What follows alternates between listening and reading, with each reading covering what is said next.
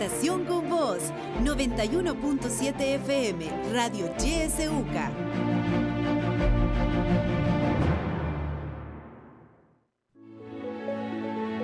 Política, economía, realidad nacional. Matinal presenta La Entrevista, un espacio de análisis y discusión producido por YSUCA.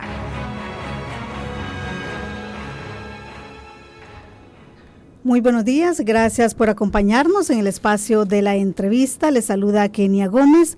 Este día vamos a hacer un análisis sobre las medidas gubernamentales para aliviar la crisis económica de los salvadoreños. Para abordar este tema se encuentra con nosotros Julia Evelyn Martínez, ella es economista. Muy buenos días, Julia Evelyn, ¿cómo está? Muy buenos días y manifestarle que es un gusto estar con usted en la entrevista de esta mañana. Muchísimas gracias por la invitación. Gracias, Julia Evelyn, por estar con nosotros. Bueno, este es un tema importante para la gente. Julia Evelyn, hablar sobre pues su economía, ¿verdad? Conocimos recientemente que el presidente de la República anunciaba algunas medidas, 11 para ser exactas, para reducir el impacto de la inflación. Una de esas medidas es suspender por 3 meses impuestos que se cobran a los combustibles, uno de esos el FEFE, otro también es el Ecotrans, que decía habrá un ahorro de 26 centavos por galón de combustible. Sin embargo, se dejaría de percibir también por lo menos unos 24 millones. 24 así millones. Es, pero en sí, según lo expresado el día de ayer por el ministro de Hacienda, el ministro Zelaya, él manifestó que en su conjunto, digamos, la pérdida de ingresos o de lo que no va a percibir el Estado salvadoreño, lo cual sería así como el costo de estas 11 medidas, asciende más o menos, él dice, entre 75 millones y 80 millones de dólares en estos 3 meses, pues, que van a tener vigencia. Pero digamos que sí. Bueno, en estos 3 meses que va a tener cierta congelación, pero el año también, que es la eliminación de los impuestos a las importaciones de algunos alimentos, no todos, porque algunos ya no tenían ningún arancel de importación, pero sí hay otros, ¿verdad? Como por ejemplo el azúcar, el arroz, el aceite, la manteca, que sí tenían impuestos de importación, y ahora van a verse eliminados esos impuestos. Entonces, en su conjunto son casi 80 millones de dólares. ¿Qué análisis podemos hacer de eso? Porque, bueno, si bien dice, se va a reducir en 26 centavos el costo, pero se deja de percibir también. Sí, bueno, y además en la otra semana, según estaban también informando, no aquí a nivel nacional, porque a veces aquí no se cree, pues, a los analistas nacionales o a los expertos o expertas nacionales, pues, sino que a nivel internacional se va a producir un nuevo incremento en los precios del petróleo, que obviamente va a repercutir sobre el aumento en los precios de la gasolina, del diésel, nada menos que algunas estimaciones proponen que podría darse en el transcurso de los próximos 10 días un aumento de 35 centavos en el precio, digamos, de la gasolina. Entonces, frente a eso, no quiero decir que no es importante, pues, ya, haber eliminado esos impuestos y disminuir esos 26 centavos, como dicen, de algo a nada es importante, pues, que se haga. Pero yo creo que va a ser neutralizada esa medida, ¿verdad?, con los incrementos significativos en los combustibles que se aproximan. Yo creo que ni así, me permite quizás antes de entrar al análisis puntual de estas medidas económicas, creo que es necesario como hacer una consideración más general sobre la naturaleza de esta crisis económica que se manifiesta en el aumento, bueno, al menos en la economía salvadoreña y en toda Centroamérica, se ha manifestado en el incremento de precios no solamente de los combustibles, sino que de toda la canasta básica, en el índice general de precios, no desde este año, sino que ya desde mediados del año 2021, ya los signos, digamos, de recuperación económica estuvieron acompañados también por incremento en el nivel de precios. Y esto no solamente sucedió en El Salvador, sino que sucedió prácticamente en toda América Latina y el Caribe, en los Estados Unidos y en Europa. Y es porque creo que es importante destacar, y esto lo debería tener en cuenta también nuestro gobierno y el comité de crisis global que ha organizado, que ha formado para atender esta situación, que la crisis no se puede ver de manera aislada. Es decir, esta no es solamente una crisis originada porque hay una guerra, la invasión de Rusia a Ucrania, y que esto ha suspendido los suministros de petróleo, de energía o las exportaciones, el comercio internacional. No, esto era anterior, ya había factores que obligaban al aumento de los precios desde el 2021, a lo largo del 2021, y lo que ha ocurrido pues con la invasión de Rusia a Ucrania es, digamos, profundizar y ampliar esta crisis. Yo creo que es importante. Uno, que es una crisis global. Y en este sentido, estas medidas o las medidas que el gobierno de El Salvador pueda poner en marcha, y específicamente estas 11 medidas, en mi opinión, poco o nada pueden hacer para paliar los efectos de esta crisis global, especialmente del aumento de los precios en los bienes de la canasta básica sobre el presupuesto de las familias salvadoreñas. Entonces creo que se necesita, quizás eso hablamos al final, ¿verdad? Pero creo que se necesita tener una visión más integral sobre las causas, la naturaleza de esta crisis global, económica global, que es multidimensional, es decir, no solamente es una crisis originada por el aumento en los precios del petróleo, también es una crisis originada por la inflación, que también está originada por el excesivo emisión monetaria, es decir, el excesivo cantidad de dólares que circulan en la economía, sobre todo por las políticas expansivas monetarias de los Estados Unidos. También es una crisis del empleo a nivel global, es una crisis alimentaria, que no solamente es un problema de que los precios están altos, es que hay millones de personas en el mundo que no están teniendo lo necesario para satisfacer sus necesidades de alimentación diaria. Y además, también es una crisis que está relacionada con el cambio climático, que es digamos, como dicen los estadounidenses, es como el elefante, pues, que está ahí en la sala y que nadie quiere ver. Hay un problema del calentamiento global, del cambio climático, que está también originando sequías e inundaciones en muchas regiones del mundo, y eso está destruyendo cosechas, y lo cual también está encareciendo el precio de los alimentos. Entonces, y además hay una crisis energética, obviamente, pero la crisis energética, el precio del petróleo, pero también el ascenso de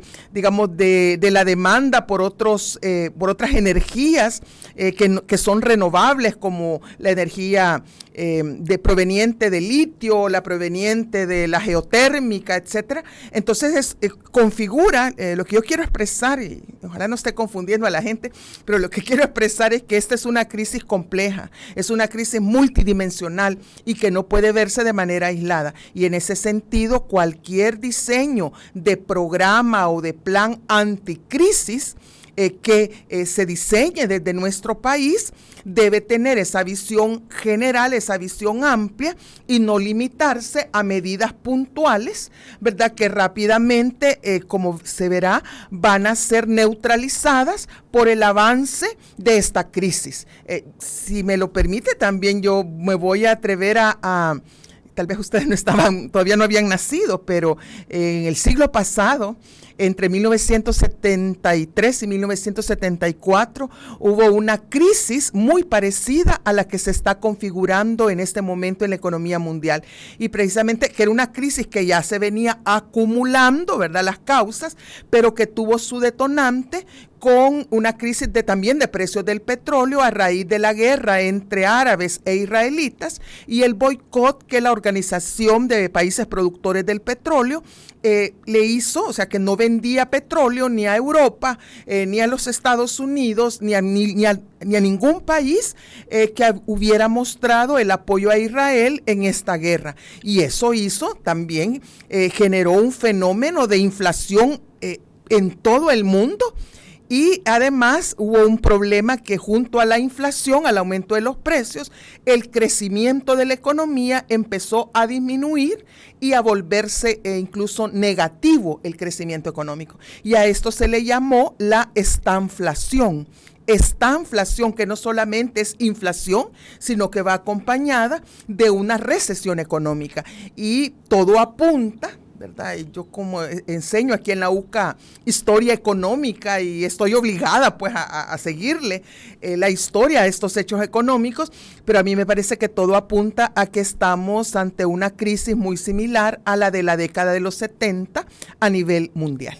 Sí, bueno, qué bueno que nos plantea todo este panorama. Es importante entenderlo y comprender que estamos, como decía usted al inicio, no es una crisis que debemos entenderla de forma aislada y por lo tanto las medidas que se tomen deben estar o una medida de carácter temporal, ¿vea? Como dice, no, es que 3 meses vamos a quitar, es que 1 año. No, es que aquí tenemos que prepararnos, inclusive no solo para una crisis, una recesión económica global, que se va a extender durante varios años y que probablemente va a cambiar muchas de las características y muchas de las tendencias de la economía mundial. Porque eso es lo que se está librando en este momento en esta guerra, esta invasión de Rusia a Ucrania y las sanciones económicas que vienen de la Unión Europea hacia Rusia y de Estados Unidos hacia Rusia, y cómo también Rusia responde y cómo también China ya poco a poco está tomando posición a favor de Rusia. Yo creo que todo eso también nos está mostrando que es una guerra fundamentalmente de carácter económica, y que lo que está en disputa pues es la hegemonía económica del mundo, ¿verdad? Entonces esto hay que comprenderlo, y esto no termina, digamos, con medidas así de corto plazo o medidas temporales o medidas puntuales como eso, sino que también necesitamos como aplicar lo que se llama inteligencia económica, ¿verdad? Para poder prever los cambios que están ocurriendo y que van a ocurrir en la economía global, para preparar la economía salvadoreña, sobre todo el aparato productivo salvadoreño, para enfrentar esta crisis y pues lograr finalmente el desarrollo económico y social de nuestro país. También, Julia Evelyn, y usted lo mencionaba al inicio, hablemos también sobre esta suspensión de aranceles también a las importaciones, también es importante. Bueno, se dice que es una suspensión de aranceles a 20 productos básicos, aceite, manteca, arroz, granos, pero también frutas y verduras. Y algunas personas cuestionaban, pero es que las frutas y verduras vienen de acá, de Centroamérica, no se pagan aranceles, solamente IVA. Explíquenos un poco eso para que podamos comprender. Sí, bueno, mire, yo quizás sí... Yo creo que las 11 medidas económicas que ha puesto en marcha el gobierno de El Salvador para enfrentar esta crisis, y dicen esta crisis mundial, creo que las podemos dividir en tres grandes grupos.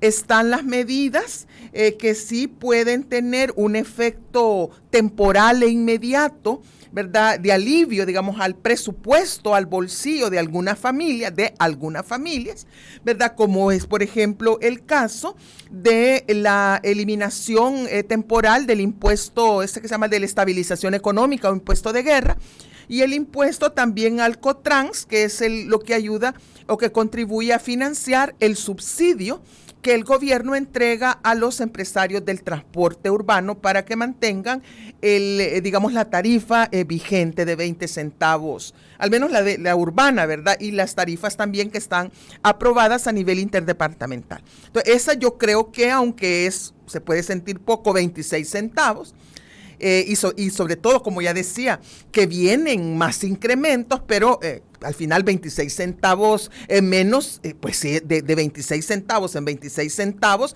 ya se va haciendo un ahorro. Yo creo que eso no deberíamos de despreciarlo, ¿verdad? Y además que responde a una solicitud que se le ha hecho hace mucho tiempo, no a este gobierno, sino que a los gobiernos anteriores, de que eso no debería existir. Así es que yo estoy de acuerdo con eso.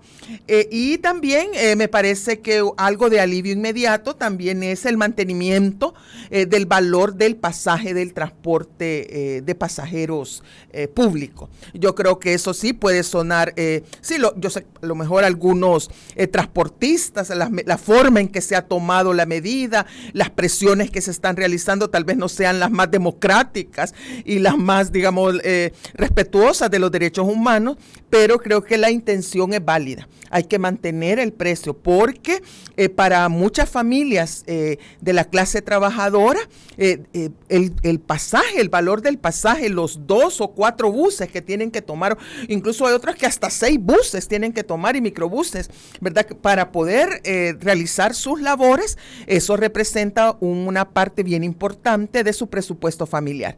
Y ahí sí, 1 centavo, 5 centavos, eso sería catastrófico. Así es que esas me parece que son medidas acertadas y que están beneficiando directamente a ciertas personas. Ahora, yo lo que sí creo, también estoy muy de acuerdo y creo que también hay que exigir que se mantenga, es el subsidio al precio del gas propano. ¿Y por qué el subsidio al gas propano es tan importante que se mantenga? Pero no solo en esta crisis, sino que siempre, porque esta es una medida que beneficia principalmente a las mujeres salvadoreñas. Porque recordemos, ¿verdad?, que en las familias salvadoreñas, las mujeres, pues, se nos impone la obligación de ser las responsables de cocinar, ¿verdad? Y de preparar los alimentos. En este sentido, sí, cuando el precio del gas propano se incrementa, así como se está incrementando y no se goza de subsidio, las familias no pueden adquirir el gas propano o toman medidas como de emergencia para hacer un uso más racional del gas, para que el tambo alcance más tiempo. Y al final, quienes pagan, como dicen, las consecuencias son las mujeres, porque entonces las mujeres, como no pueden comprar el gas propano, entonces el uso de la cocina de electricidad pues es prohibitivo por el precio de la electricidad. Entonces, ¿qué hacen? Recurren a las cocinas de leña, empiezan a cocinar a leña, empiezan a cocinar con querosene, es decir, en condiciones que no solo son que les afectan la salud, sino que también representan un mayor desgaste físico y mental.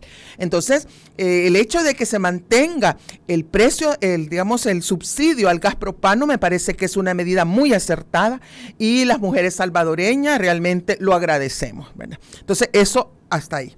Luego hay otras medidas que, no sé cómo decirle, las medidas que parecen, fíjense bien, que van a beneficiar a las familias salvadoreñas, pero que cuando ya las analizamos más en detalle, primero van a beneficiar no a la familia salvadoreña, sino que a los empresarios y empresarias del sector de comercio. Y no solo a los pequeños comerciantes, importadores de verduras, hortalizas o de productos de la canasta básica, es decir, importadores, sino que también a las grandes supermercados, ¿verdad? A las cadenas de supermercados del país, ¿verdad? Que al final, pues ahora van a disminuir sus costos de operación porque ya no van a pagar impuestos por los bienes, estos bienes de la canasta básica, o estos 20 productos y otros que se han liberado.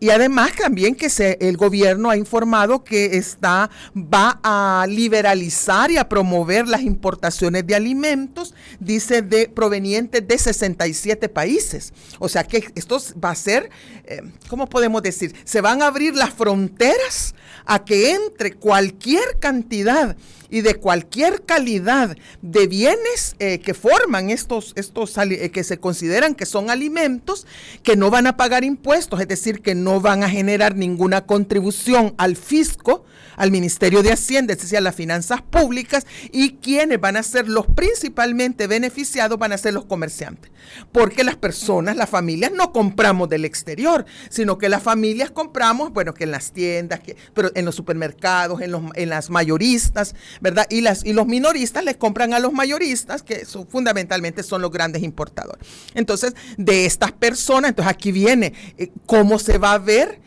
esa liberalización, esa eliminación de aranceles y ese aumento en los ingresos de importaciones de alimentos sobre la familia salvadoreña, pues se va a tener que ver en una disminución en el precio de los alimentos. Pero esa disminución en el precio de los alimentos va a depender si los comerciantes, ¿verdad?, ya sea medianos o los grandes, se deciden a trasladar esa disminución de costos a los precios de los alimentos. Pero yo me temo, si es que las cosas no han cambiado en El Salvador, yo me temo que no han cambiado, que los empresarios, sobre todo los importadores, lo que van a hacer es aprovechar esa disminución en los aranceles, es decir, esa reducción en sus costos de operación, para compensar los aumentos de costo que tienen por otra vía, como por ejemplo el aumento en el precio del transporte de mercancías, o el aumento en el precio de la energía eléctrica, o el aumento, etcétera, ¿verdad? Entonces van a compensar para primero lograr sacar su ganancia, y después, si hay algún margen, se la van a trasladar a las familias consumidoras. Entonces yo creo que ese, a primera vista, parece que sí, pero hay que ver que es una cadena, ¿verdad?, de importaciones y de comercialización, ¿verdad? Y al final están las familias, y no creo que esa disminución de costos llegue. Eso por una parte. Y por otra parte, también a mí me preocupa que esto podría afectar negativamente, todavía aún más, al sector de pequeños y de medianos productores nacionales, sobre todo el sector agropecuario, los que producen cereales, los que producen nacionalmente frutas, hortalizas, verduras, quesos, leche, etcétera, que van a afectar, pero al nacional, porque ya están en dificultades. Y aquí a este sector, por más discurso que se dice que hoy sí vamos a apoyar al sector de los productores nacionales, no se le apoya. Al final se termina apoyando a los grandes empresarios de las cadenas agroalimentarias, pero a los pequeños y los medianos, que creo que se estiman aproximadamente en unos 50,000 productores pequeños y medianos, y productoras también, porque aquí hay mujeres. Entonces estos y estas no van a poder competir con las importaciones que van a entrar al país sin ningún tipo de restricción, a lo mejor hasta sin ningún tipo de control de calidad, y les van a hacer competencia desleal. Y entonces esto, aunque a primer momento nos puede parecer, ay, qué bien, que no siempre vamos a tener, van a estar llenos los estantes de los supermercados de alimentos, no hay escasez, pues sí, pero más adelante podría suceder que lo que nos encontremos es que la producción nacional no existe, se ha deteriorado tanto que lo que se llama la seguridad alimentaria, la autosuficiencia alimentaria de la economía salvadoreña se ha visto disminuida. Tenemos que hacer una pausa en este momento, Julia Evelyn. Cuando regresemos vamos a continuar hablando sobre este tema, y también usted que nos escuche y nos sintoniza va a poder participar. Ya volvemos.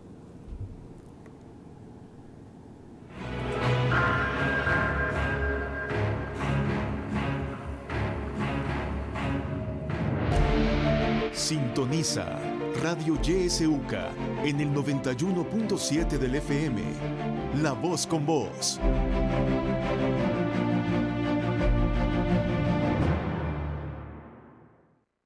Las minas en abandono son una bomba de tiempo de las que nadie se hace responsable. El Ministerio de Economía reportó 15 minas abandonadas en la zona oriental de El Salvador y están contaminando el agua. Estos lugares necesitan de restauración y remediación por los daños ambientales que provocaron las empresas mineras por la explotación de oro, plata y otros minerales en el pasado.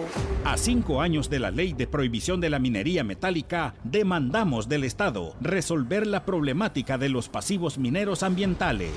Mesa Nacional frente a la minería metálica en El Salvador. ¿Y usted ya se puso las vacunas contra el COVID-19? ¿Tiene dudas en torno a ese tema?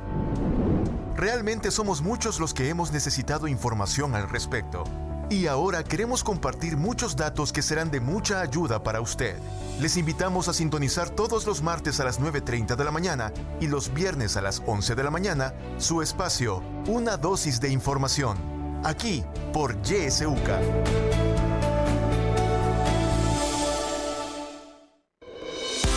En la internet puedes buscarnos en nuestra página web www.ysuca.org.sv, en Twitter como @ysuca917 y en Facebook como Radio YSUCA 91.7 FM. YSUCA, contigo en la nueva era digital.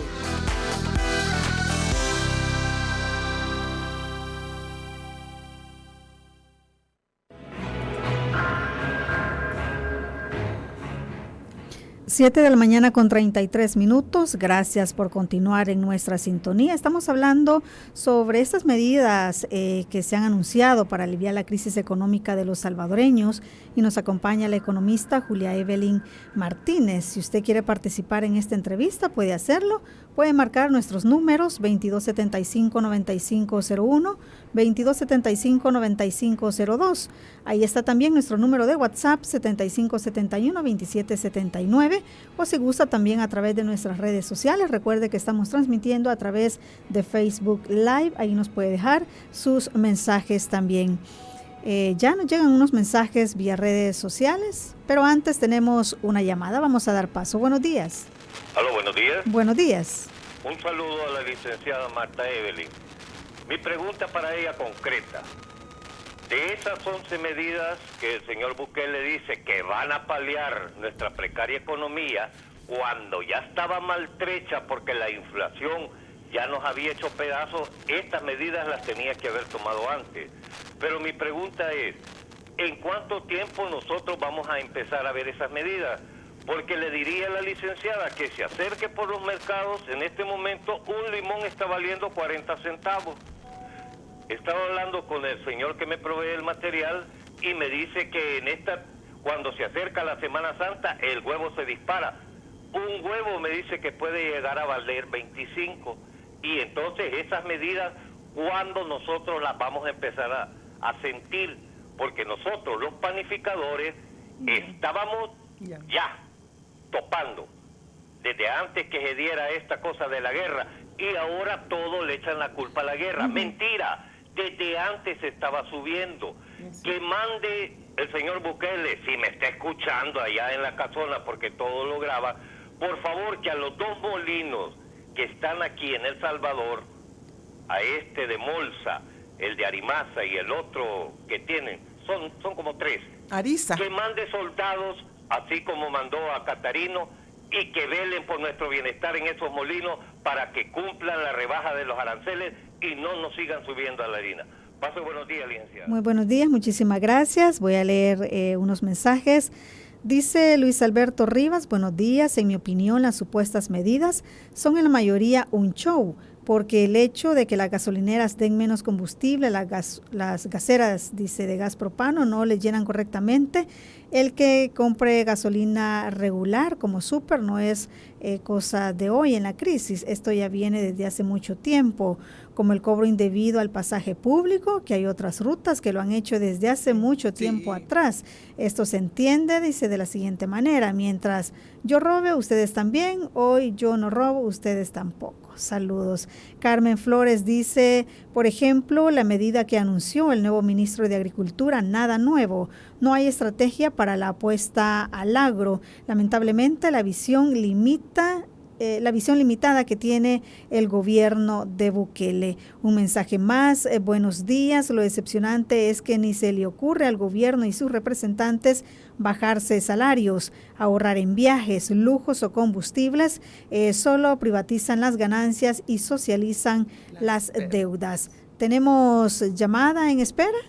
No, bueno, tenemos un audio. Vamos a dar paso al audio. Muy buenos días, Kenia. Muy buenos días a la licenciada Julia.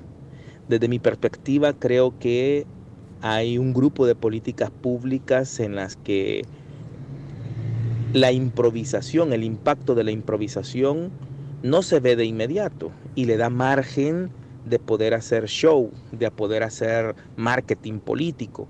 tal es el caso de las decisiones en política pública de educación, ¿verdad? En donde las computadoras, etcétera, etcétera. Su impacto se va a ver en los próximos 5, 10, 15 años y le da margen de poder hacer show. Eso no se puede hacer en economía. Las medidas que se toman deben ser medidas consensuadas, planificadas, entendiendo el momento global, y creo que el gobierno ha tenido una dificultad en interpretar las crisis mundiales, y más que interpretar, creo que la voluntad de entender el movimiento global sobre la economía creo que no le ha favorecido. Otro punto es la poca capacidad de hacer consensos y la poca capacidad que tiene el gobierno en escuchar a personas que conocen, a personas que saben del tema. Finalmente creo que el problema aquí en el país no es solo económico, sino que político. Hay una centralización de la toma de decisiones, hay muchísimo más interés en la imagen del presidente, y querer hacer show con las medidas económicas creo que no es el camino. Como ya muy bien lo dijo la licenciada, estas tienen que ser tomadas a largo plazo, entendiendo los tiempos y desde múltiples perspectivas, multifactorial, como ella muy bien lo dijo. Muy buenos días y muchas gracias. Muchísimas gracias a usted por participar. Vamos a dar paso a una llamada más. Buenos días. Bueno, se nos colgó ahí la llamada. Julia Evelyn, le cedo la palabra. Hay varias participaciones. Sí, quería continuar con la respuesta muy concreta a lo que preguntaba la primera persona, que dedicada a la planificación, sobre cuándo van a ver las familias salvadoreñas traducidas esto en una mejora en su situación. Yo sinceramente opino que nunca. Que es totalmente improbable que estas medidas se traduzcan efectivamente en un mejoramiento de la capacidad adquisitiva de las familias salvadoreñas. A lo mejor van a impedir que se deteriore todavía más, pero una mejora no lo van a ver. Y yo creo que hay que ser también muy sinceras con la población para no crear falsas expectativas. Sí, y sobre todo, yo quería referirme para terminar el tema de los alimentos, porque yo creo que las temáticas de la seguridad alimentaria y de la autosuficiencia, de la soberanía alimentaria, están totalmente excluidas de todas estas consideraciones de diseño de medidas anticrisis. Y es que también se está poniendo demasiada como esperanzas en que se van a importar alimentos de donde sea, de 67, de 100 países, de donde sea, pero están actuando bajo el supuesto de que esos precios van a ser bajos, que el precio de las importaciones de esos alimentos va a ser bajo. Y eso es totalmente improbable, porque realmente estamos observando que las cadenas globales de alimentos, estamos viendo ahí incrementos en los precios. Y sobre todo, por ejemplo, hay solo Rusia y Ucrania controlan prácticamente el 52%, el 25% del comercio de cereales, el 20% del comercio de maíz, el 25% del comercio del trigo, y todo eso está alcanzando precios récord. Entonces, y muchas economías como China, en lugar de están preparándose para los tiempos más difíciles que están por venir, creando reservas estratégicas de granos básicos, lo cual no existe en nuestro país, porque en el país, recordemos que en 1989 se eliminó el Instituto Regulador de Abastecimientos, el IRA, que tenía precisamente esa responsabilidad de abastecer, de tener una reserva de granos, de aceite, de leche y de otra serie de cosas estratégicas para que en momentos en que los precios a nivel internacional o al nivel nacional se incrementaran, entonces sacar esa reserva y lograr la estabilización de precios. Pero eso no lo tenemos en El Salvador, no existe tal cosa. Entonces, por eso es que ahí hay un supuesto que es incorrecto el decir que que la importación de alimentos va a abaratar los alimentos en el país. Eso sí será cierto si y solo si los precios internacionales de los alimentos sean bajos, y entonces cuando se importen, entonces vamos a importar alimentos baratos. Pero si estamos importando alimentos a precios altos, entonces lo que estamos trayendo es la inflación de otros países, la estamos trayendo a nuestro país. Así es que ahí también el comité de crisis también debería de hacer análisis sobre todas las variables. Bueno, y quiero terminar ya con este análisis porque no quiero que nos come el tiempo, ¿verdad? Hay unas medidas que podrían tener impacto directo, otras que parecen que son buenas, pero en realidad van a tener efectos negativos en el mediano y el largo plazo, como es el tema de todo esto, cómo está manejando el tema de las importaciones de alimentos.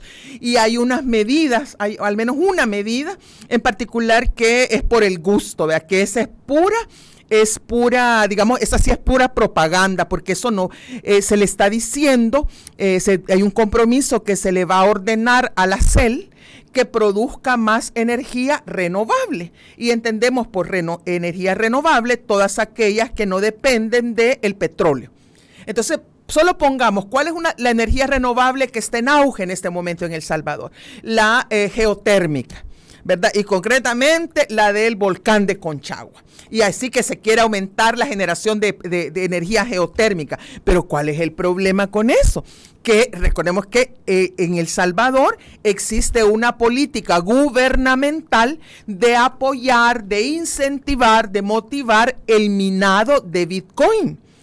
O de cualquier otra criptomoneda. Incluso han cedido instalaciones públicas a minadores privados, ¿verdad? Para que construyan en esa que le llaman la ciudad Bitcoin, para que utilicen esta energía geotérmica, ¿verdad? Que en lugar de que sirva para las familias salvadoreñas y para evitar que aumente el costo de la energía eléctrica para las familias, entonces se va a utilizar en este minado de Bitcoin, que no va a tener beneficios para las familias salvadoreñas, sino que para los inversionistas privados que se dediquen a ese minado del Bitcoin. Entonces yo ahí esa la veo como una medida contradictoria, y que haría falta pues que nos expliquen o que nos aclaren de parte del Comité Anticrisis si esta medida de incrementar la generación de energías renovables como la geotérmica va a estar acompañada de la prohibición del minado de Bitcoin, ¿verdad? Para no desviar esta energía que puede servir para el consumo, sobre todo doméstico, residencial, ¿verdad? Para dedicarlo a los usos más bien orientados hacia la búsqueda de las ganancias privadas. Así es que yo creo que eso es importante.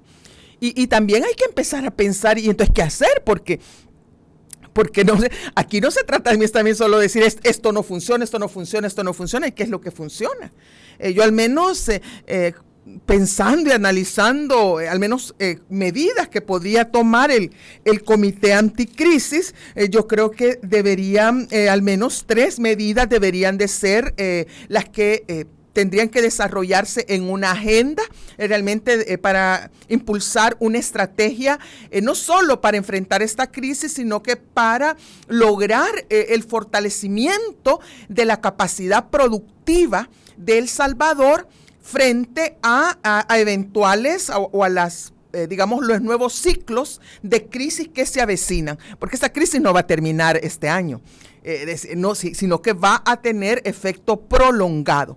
Entonces lo primero que debería de hacer el gobierno es ordenar una política, pero de veras rápida, integral, de acción inmediata, de reacción inmediata, para fortalecer la capacidad del país de producir alimentos.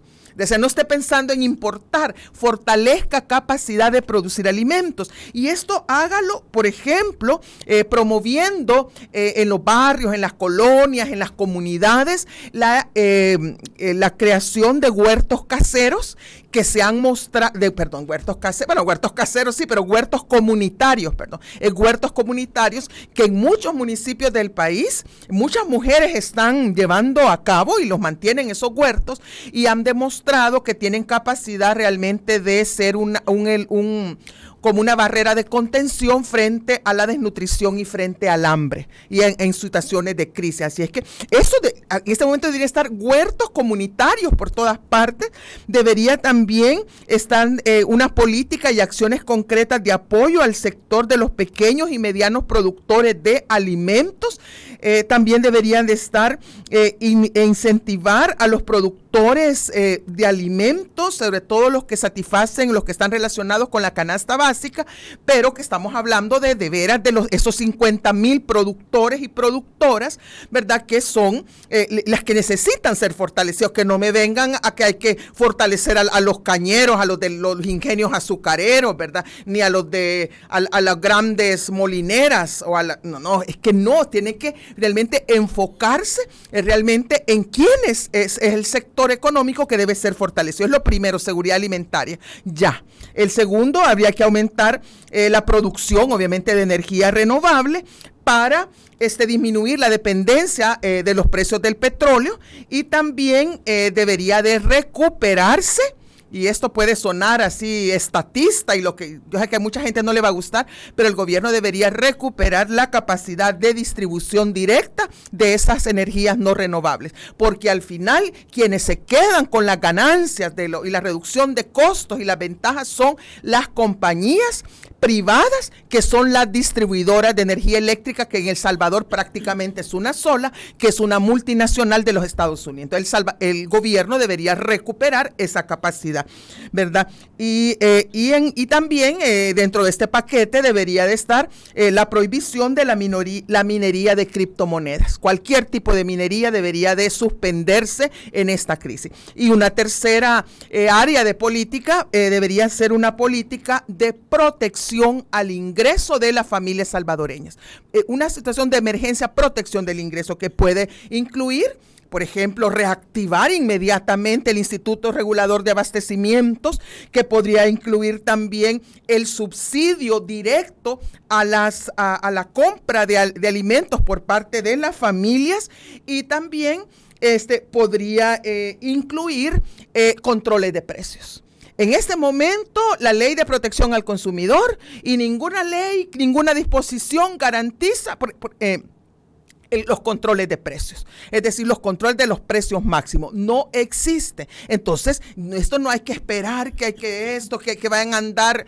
¿Qué hacen los inspectores de la Defensoría del Consumidor? Ahí andan en los supermercados verificando que los precios han aumentado, pero a la gente no le sirve que anden verificando que los precios han aumentado y que le digan, miren, han aumentado los precios, sino que a la gente lo que le sirve es, mire, este es el precio, y si se cobra más en este supermercado, en esto y lo otro, esta gente va a pagar una multa o va presa, ¿verdad? Entonces, eso es lo que se necesita, y estas se hacen mediante políticas de protección, protección al ingreso de las familias, ¿verdad? Y ahí, a partir, digamos, de estas tres medidas, podrían desarrollarse otras, y obviamente no toda la gente va a estar de acuerdo.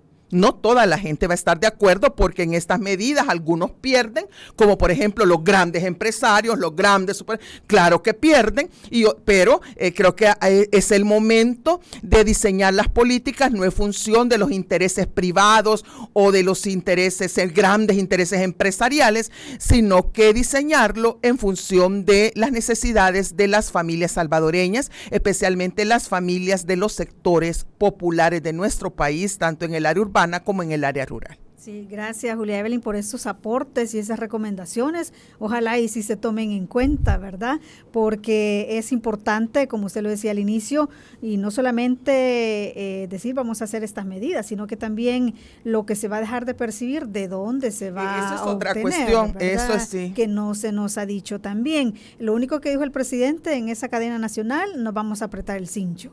¿Verdad? Es que eso el problema, con este gobierno, pero también con todos los anteriores que han impulsado políticas de austeridad fiscal, y siempre nos dicen lo mismo, no, es que hay que apretarnos el cincho, pero el problema es que este es un cincho bien raro, este cinturón es bien raro, porque es un cinturón que solamente aprieta aprieta y solamente así reduce la cintura de las familias, de los sectores populares, de la clase trabajadora, de los pequeños y microempresarios, solo a ellos les ajusta, y a los grandes empresarios y a los también a los funcionarios de alto nivel, ¿verdad? Que no solamente perciben altísimos salarios, sino que tienen gasolina gratis, guardaespaldas gratis, que tienen todas esas series de, no sé cómo le llaman ahora, porque no nadie quiere hablar de sobresueldo, pero que tienen una serie de privilegios, ahí no llega el cinturón. Entonces, yo siempre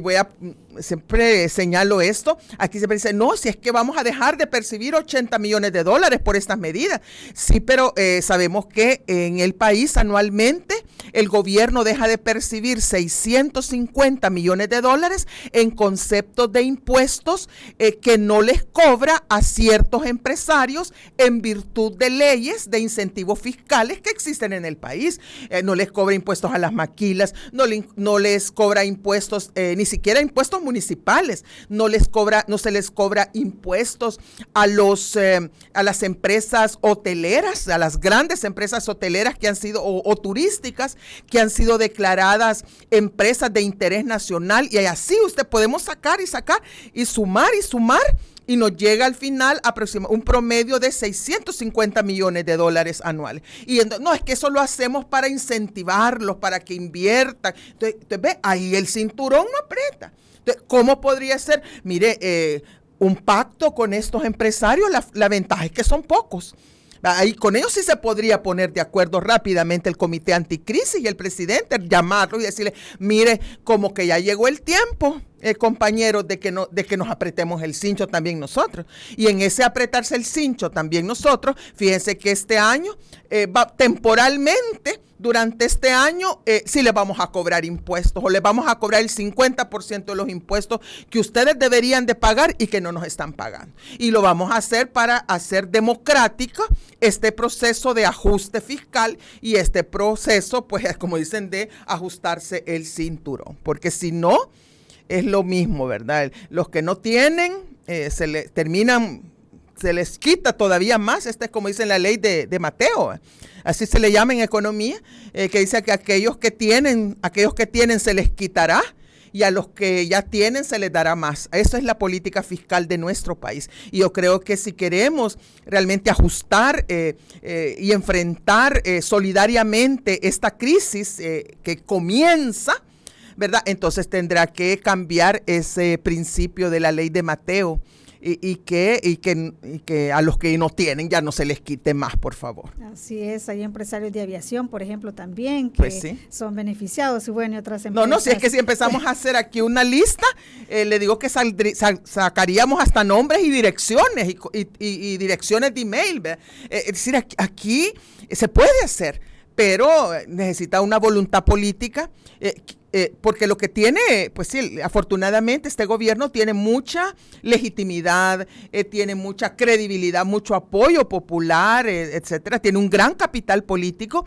Ahora, lo que falta es que utilice ese capital político en función de garantizar, pues, que los sectores más vulnerables de nuestra sociedad no sean afectados por esta crisis. Así es, también se ha anunciado, Julia Evelyn, que pronto llegarán a la Asamblea Legislativa unas 52 leyes, ¿verdad?, para atracción de inversión económica, y lo que se pretende es que países desarrollados puedan invertir acá en El Salvador y puedan generar mayor empleo. Al menos eso es lo que se busca. Pero la pregunta aquí es, Julia Evelyn, ¿tiene El Salvador en este momento las condiciones y las posibilidades para que otros países quieran venir a invertir acá a El Salvador? Pues yo creo que si lo que buscan los inversionistas es que no les cobren impuestos y que les aseguren permisos de manera irrestricta, es decir, sin ningún tipo, por ejemplo, los permisos ambientales, que no sean muy engorrosos, es decir, sino que sean permisos express y que les permitan depredar los ecosistemas, despojar a las comunidades de los territorios. Si los inversionistas privados andan buscando eso, yo creo que sí existen en nuestro país las condiciones propicias para que vengan a invertir.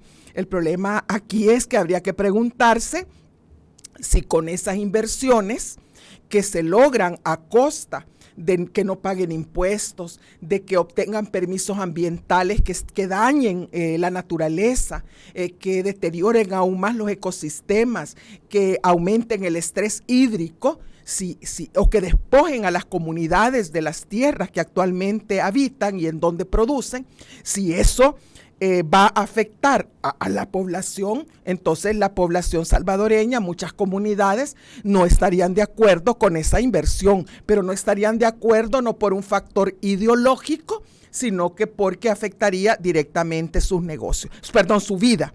Los negocios estarían a costa de su vida. Por ejemplo, hay una propuesta del Ministerio de Turismo que es declarar muchas de las áreas naturales que actualmente están protegidas, imagínense lo que son pocas, pero muchas de las áreas protegidas para que se puedan liberar y se puedan ahí realizar e invertir en actividades turísticas. Entonces ese es el tipo de reformas que se van a llevar a la Asamblea Legislativa para atraer inversiones. Entonces, pero aquí volvemos, entonces, ¿a quién va a beneficiar esas inversiones? Es decir, no se trata de ver automáticamente, y aquí la población debería estar muy atenta y las comunidades, que aunque nos digan que eso va a beneficiar, porque siempre la inversión crea empleo, riqueza y bla, bla, bla, bla, y todo lo demás, las comunidades tienen que preguntarse, y esas inversiones, ¿cómo van a impactar sobre nuestro bienestar? Es decir, sobre nuestra calidad de vida, ¿verdad? Entonces, no toda inversión que viene extranjera genera impactos positivos sobre las comunidades, sobre la población, sino que muchas veces genera exactamente lo contrario. Así es, y estos proyectos también que ya están planificados, como el aeropuerto de la Unión. Ya veíamos, por ejemplo, ayer un comunicado de la Mesa para Gestión de Riesgos, donde decía que acá va a ser un impacto bastante grave, porque es una zona natural protegida. Ahí está, ¿verdad? Es lo que le digo. Son parte de las reformas que se van a hacer. Entonces, sí, y le dice, bueno, entonces no quieren desarrollo, pueden decirlo las autoridades, no quieren desarrollo. No, es que queremos un desarrollo, pero que esté basado en el mejoramiento de la vida de las personas. Es decir, queremos un desarrollo y unas inversiones que no vayan en contra de lo que se llama la sostenibilidad de la vida, ¿verdad? Entonces yo creo que tenemos en este momento de crisis, no solo tenemos que reflexionar sobre nuestra economía, los problemas de la economía, qué es lo que vuelve a nuestra economía tan vulnerable en este momento de crisis, sino también hay que ver los cambios, hay que hacer un esfuerzo por identificar los cambios que se necesitan hacer dentro del funcionamiento de la economía, ¿verdad? Dentro de las políticas económicas para transformar la economía y convertirla o transformarla hacia el objetivo de sostener la vida